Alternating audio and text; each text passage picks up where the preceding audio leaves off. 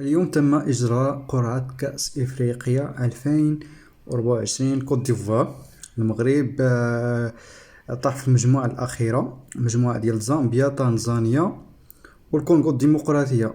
في نظري مجموعة في المتناول وسهلة. هي يمكن نقول باللي هي يمكن نقول ممكن نقول باللي تاني أسهل مجموعة بعد مجموعة ديال الجزائر. في نظري هذه من أسهل المجموعات اللي طحنا فيها. إن شاء الله الكاس هاد المرة غادي تكون مغربية، والتأهل غيكون في المتناول المنتخب المغربي. إن شاء الله ما غاديش نلقاو صعوبات لا في الدور المجموعات ولا في الدور السدس عشر ولا في الدور الربع. نتمنى كل التوفيق للمنتخب المغربي. حنا طايقين في هاد العناصر ديال المنتخب، وان شاء الله يديروا شي نتيجه ايجابيه. لما لا الفوز بكاس افريقيا الثانيه والعصيه على المنتخب المغربي. واخا انا صراحه متشائم شي شويه بخصوص الافارقه، حيت كما كتشوفوا كنقدموا كره زوينه مع الاوروبيين والامريكيين وفي بطولات كاس العالم، ولكن اون فوا كنمشيو لكاس افريقيا ما كنقدموش كره. كنلعبوا ولكن الحظ ما كيكونش معنا كما كتشوفوا. كما شفتوا في الدوره اخر دوره ديال الكاميرون، مباراة مصر كانت في المتناول المنتخب المغربي، ولكن الغرب الله شي حوايج كيوقعوا ما كيكونوش اما بسبب المدرب ولا بسبب اخطاء. ما عرفتش ماش غنقول لك هاويه ولا المهم.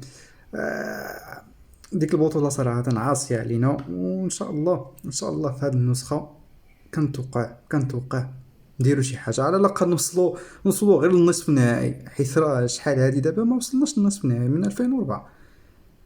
تصور 10 سنين، 20 عام، 20 عام هادي غادي تكون 20 عام ما وصلناش للنصف النهائي والنصف نهائي كاس افريقيا ولا الفينال. 20 عام راه مدة طويلة صراحة. 20 عام راه ماشي شي حاجة. 20 عام انت منتخب كبير افريقيا ودابا متصدر التصنيف الافريقي، الا ما وصلتش للنصف النهائي، الا ما وصلتش للفينال، راه لا اله الا الله وصافي. اش غنقول لك؟ نتمنى التوفيق للمنتخب المغربي، ان شاء الله يشرفونا ويديروا نتيجة ايجابية. كما قلت المجموعة راه سهلة جدا.